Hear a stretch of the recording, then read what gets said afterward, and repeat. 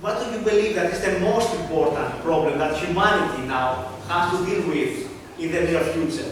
Is garbage, is water purification, or the people of our planet add more things together? Where are you working more intensively with? I think we all know that we face a lot of incredible challenges on our planet, and there's global warming, there's poverty, there's all of these things.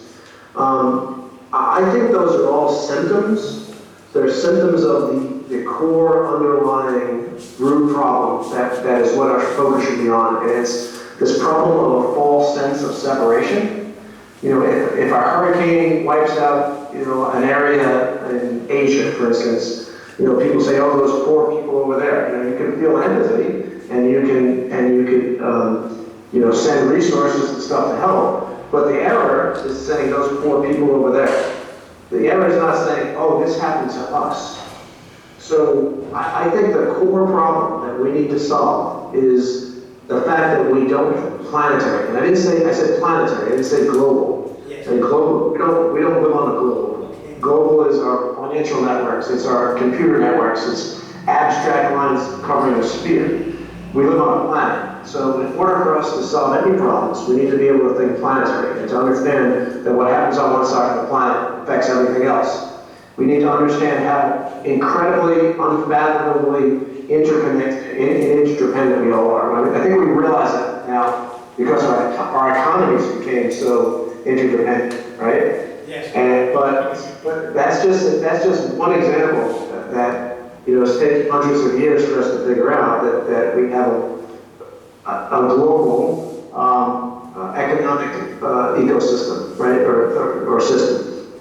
But that is reflected in every other aspect of life on Earth is interconnected and interdependent that way. So, like I said, we have these huge problems. Global warming is a huge problem. But we are never going to solve it if we solve it with the old way of thinking. And the old way of thinking is that we can do it on our own. If you have maybe the UN, for instance, the UN, hey, we can do this on our own. The UN can't do it on their own, or any country can't do it on their own, or any corporation or nonprofit. They're not going to be able to do it on their own. It has to be a collaborative, cooperative enterprise. So if I were to work on one thing, it would be to break down this false sense of separation, this us versus them mindset. And this is so obvious from space. It's one of the beautiful parts of going to space is that you see this with your own eyes, and your point of view is changing at 8 kilometers per second. So we talk about having 2 points of view, and you have stereo vision. The stereo vision is changing, at kilometers per second. So it is really a very, very powerful experience, and it shows a powerful truth.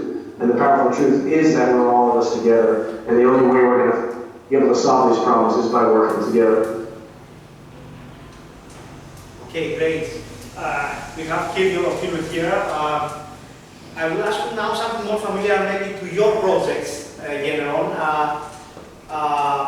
What technologies do you think startups should focus on developing for both astronauts and space programs in general? I think you are familiar with such things somehow. Yeah, I think one of the most important technologies that needs to be developed for us to continue our exploration through the solar system is closed life support systems. So what I mean by that is life support systems that don't need a resupply from Earth or resupply from anywhere. And so an example or a bad example is the space station. The space station has a partially closed life support system. We depend on routine cargo spacecraft coming up from the Earth to bring food and water and other supplies. And unfortunately, the spaceship that we're all in right now, Spaceship Earth, also doesn't have a closed life support system. So that means we're using up resources faster than they're being replenished, which means at our present trajectory, there will come a point where we will run out of the resources necessary to sustain life on Earth, right? And so I think a technology that will benefit both the Earth and space exploration is to develop closed life support systems that are totally regenerative. So we reuse, all the waste products get reused and recombined into a usable closed system. Okay, quite interesting. Now my second question to the similar topic is, in the future, what do you see the divide in duties between NASA, private space firms, and space agencies being? I think you have been asked before also this question, but I found it very interesting to ask you again. I don't know if you can hear us. I think it's going to be very, very important to, again, have a collaborative effort. And collaborative means not just a collaboration between ESA and the Russian Space Agency and NASA, but collaboration with commercial activities as well. And I think the more operations in low Earth orbit that can be turned over to commercial activities, the more that it frees up the big government space agencies to do what they've been chartered to do, and that's explore. It's to look over the next hill, it's to push beyond the envelope, it's to see what's beyond. And I think they're going to be very complementary activities, and we're seeing that cooperation right now. I mean, a lot of the government space agencies are hoping to seek funding and to help fund the commercial activities that are getting off the ground, because they realize that this is going to help enable further exploration of the solar system. So I think it's really, really important. Great. Now I have another question. I will change a little bit the topic. Hope you are not tired already with us. Before coming to the public and sending all questions, I will ask again, once again, about Moon. Why is so important now to return to the Moon? So many species, also the American government, have announced we return to the Moon in 2024. Why is that so important? Is a specific reason? Yeah, it's incredibly important because it's again enabling technology. So the last time we went to the moon, it was basically to prove that we could do it. We went to the moon, we planted a flag, we picked up some rocks, and we came home. But this time when we return to the moon, we're going to return to stay. And we're going to return to establish a permanent human presence on the planet. And there's a number of reasons to do that. The first reason is there's tremendous resources on the moon that can help improve life on Earth.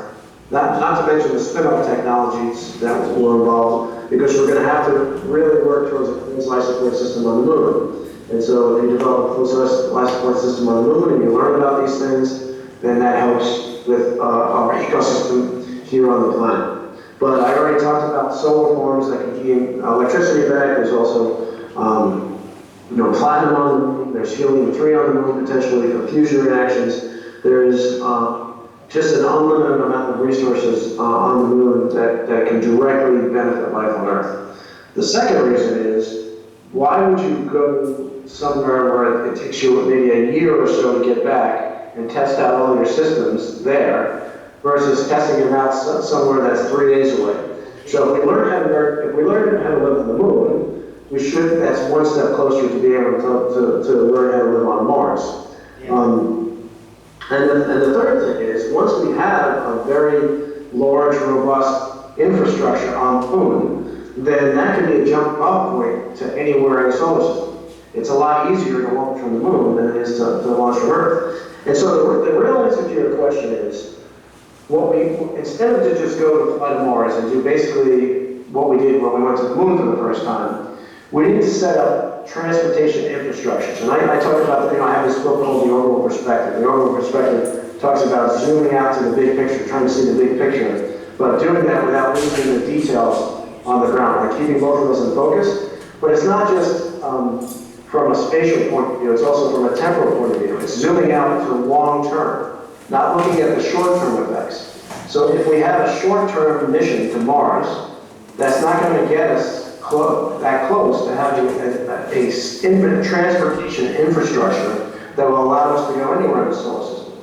But going back to the moon and establishing a permanent human presence on the moon is the first step in building a transportation infrastructure that enables routine flights between Earth and our closest neighbor, the moon, which eventually that transportation infrastructure will branch out to other solar systems. That's why I believe it's so important, those three reasons.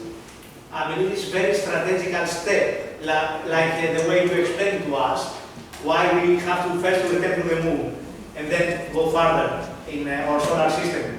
I think it's very important to understand that, also our public.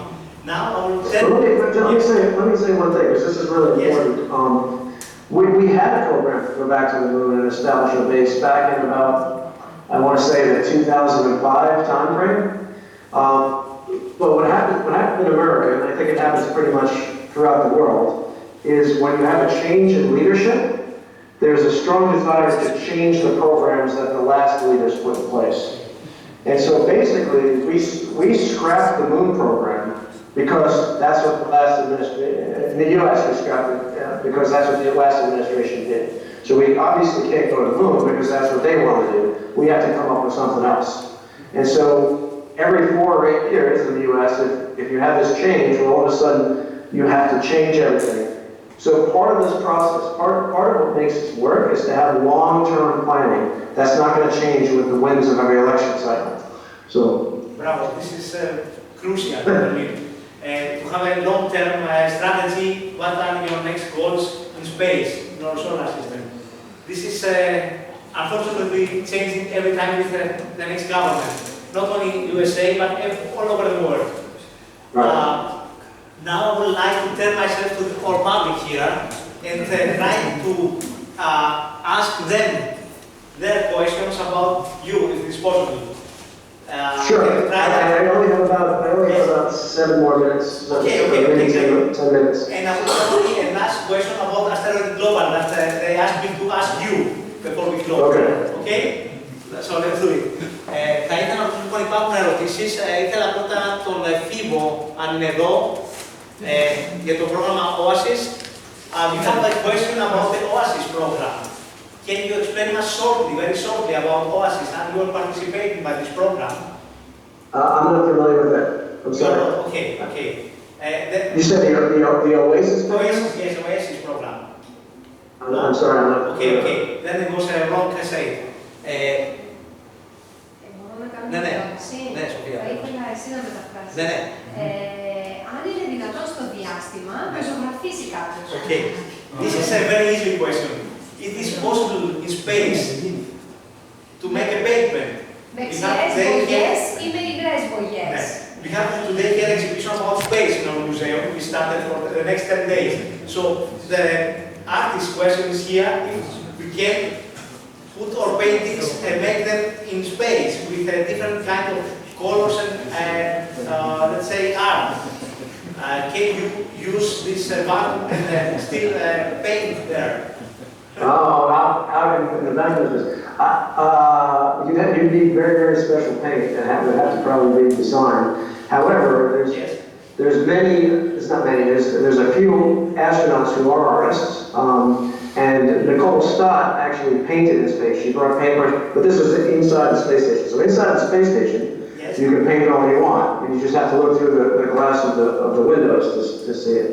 So I think that's probably good. I came back and I was very, very inspired to try and communicate what I saw in every way I could. I wrote a book, I worked on movies, and I painted as well. And I had a number of. Okay. But while I was in space, but astronaut Nicole Stott actually did paint while she was in space. Great, I think we have our answer. I'm going to explain that later in detail. Now I have the last question about from Asteroid Global. They ask you to make an announcement about the 5th anniversary of Asteroid Day. We want something to hear from you about our 5th anniversary, Asteroid Day Global.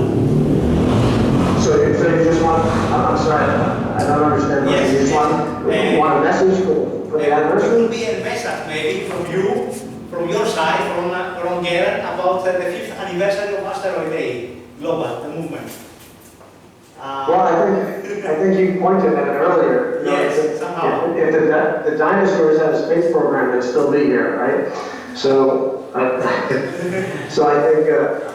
think we have the capability to protect the planet from asteroids. The only way that's going to happen is if we work together to make it happen, and to realize that we might need that capability at a moment's notice at any time. And so this is, you know, I talk a lot about collaboration, obviously, and some of the pushback, some of the argument I get about that is, yeah, you cooperated with the Russians and you cooperated with these people and you cooperated with them because you had to save your life. You were dependent on them for your life and they were dependent on you for their life. But what we tend to miss is that right now we are all dependent on each other for the same thing. Right? We don't know when we're going to have a massive asteroid come into the Earth. And it could happen tomorrow, it could happen in 50,000 years.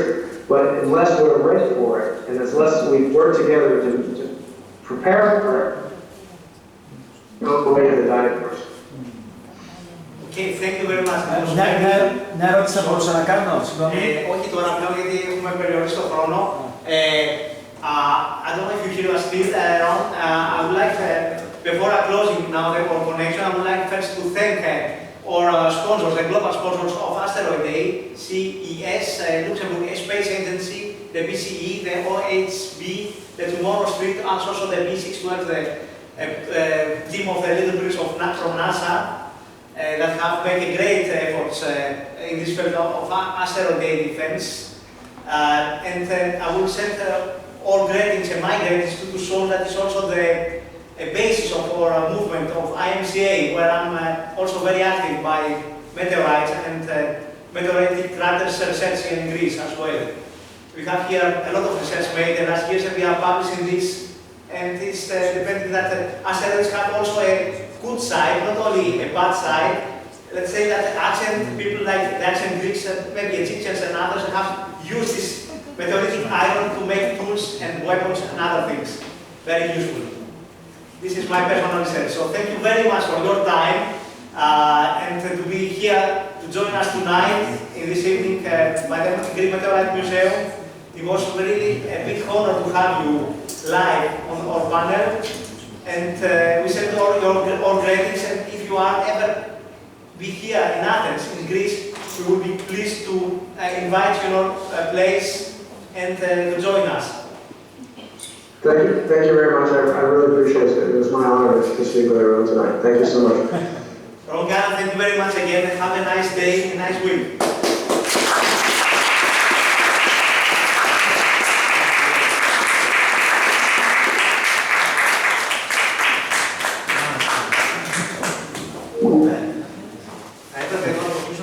Για αν κάποιος καθυστερημένα μας ρώτησε μια ερώτηση, αλλά επειδή μου είχε πει συγκεκριμένο πλάνο, τώρα εδώ θα μπορούσα να, επειδή δεν ήταν εύκολο να έχουμε παράλληλα μετάφραση στα αγγλικά και στα ελληνικά, θα κάνουμε πάρα πολύ χρόνο με τις ερωτήσεις. Θα ήθελα να πω κάποια πράγματα από αυτά που μας είπε ο Ρον, για το τι, ποια είναι η δική του φιλοσοφία, η φιλοσοφία του Asteroid Day Global σαν κίνημα. Φυσικά, αν υπάρχουν ερωτήσεις προς εμένα από αυτά που ακούσαμε, είμαι πρώτα εγώ ανοιχτός να τις ακούσω και να τις απαντήσω σύμφωνα με αυτά που μας είπε ο Garan. Άρα, αν υπάρχουν ερωτήσεις, μπορείτε να τις θέσετε και σε μένα τώρα εδώ για να κερδίσουμε αυτόν τον χρόνο που δεν θα τον είχαμε, θα ήταν υπερπολιτικός να ακούσουμε για μένα τη γνώμη την ίδια του Ρον, παρά να μεταφράζουμε 2 και 3 φορές τα ίδια κείμενα. Άρα, λοιπόν, αν υπάρχουν ερωτήσεις για το κίνημα Oasis, μου είπε ότι δεν συμμετέχει, φύγω από ό,τι κατάλαβα. Και για την εξωγήινη ζωή ήθελα να ρωτήσω, κατά πόσο είναι πιθανό να εντοπιστεί στις επόμενες δεκαετίες. Αυτό είναι μια πολύ καλή ερώτηση. Δεν το ρώτησα αυτό κάτι τέτοιο σήμερα, γιατί δεν ήθελα να πω σε τέτοιου είδες κείμενα. Βέβαια, αν ρωτάς σε μένα προσωπικά, πιστεύω και η NASA έχει μιλήσει, αλλά και άλλοι οργανισμοί, ότι είναι πολύ πιθανό να έρθουμε τις επόμενες δεκαετίες σε κάποια είδους επαφή με σήματα, ραδιοσήματα ή κάτι άλλο. Άλλωστε, τα πρώτα σετ που τώρα έτρεχε από τη NASA και άλλους οργανισμούς, παρόμοια προγράμματα, πιστεύω ήταν μόνο ένα υποπρόγραμμα το οποίο δεν μας έδινε τη δυνατότητα να επικοινωνήσουμε παρά μόνο σε μία συχνότητα, όχι σε όλες τις συχνότητες.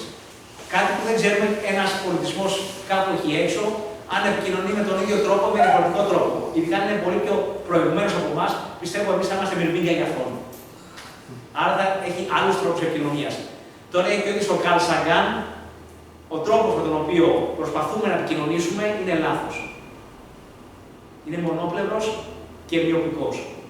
Κάτι τέτοιο θα ακούσαμε και από τον Μίτσιο Κάκου, τον γνωστό κοσμολόγο και φυσικό, που είναι υποστηρικτής της θεωρίας των υπερχορδών, ότι θα μπορούσαμε κάλλιστα να βρισκόμαστε μέσα στο μέσο ενός αυτοκινητόδρομου, μια γαλαξιακή οδός, θα την έλεγα εγώ, αυτοκινητόδρομο, και να είμαστε τόσο χαμηλά κάτω, σαν μια φυλή από μυρμήγκια, που δεν μπορούμε να κατανοήσουμε ότι περνάει δίπλα μας ένας ολόκληρος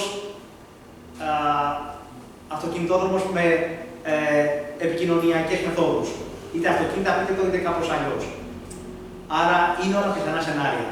Δεν ξέρουμε τι θα συναντήσουμε στο μέλλον. Αυτή είναι η προσωπική μου άποψη. Δεν ξέρω αν σας κάλυψα κάπως. Να περιμένουμε. Περιμένουμε, ναι. Αλλά αυτό που ρώτησε ο φίλος μας είναι για τη ζωή. Δεν είναι λέξη πολιτισμός. Ναι. Εσείς τώρα αναφέρεστε μόνο σε προηγούμενο πολιτισμό. Σωστά. Το δυσκολότερο είναι να απαντήσουμε στο τι είναι η ζωή. Τι είναι η ζωή. Αυτό να πω δεν έχουμε καταλήξει στο τι είναι η ζωή. Ακριβώς. Για να πούμε όμως ζωή, για να επικοινωνήσουμε κάποια ζωή, αναγκαστικά πρέπει να έχει νοημοσύνη. Αν δεν έχει νοημοσύνη, δεν μπορούμε να επικοινωνήσουμε.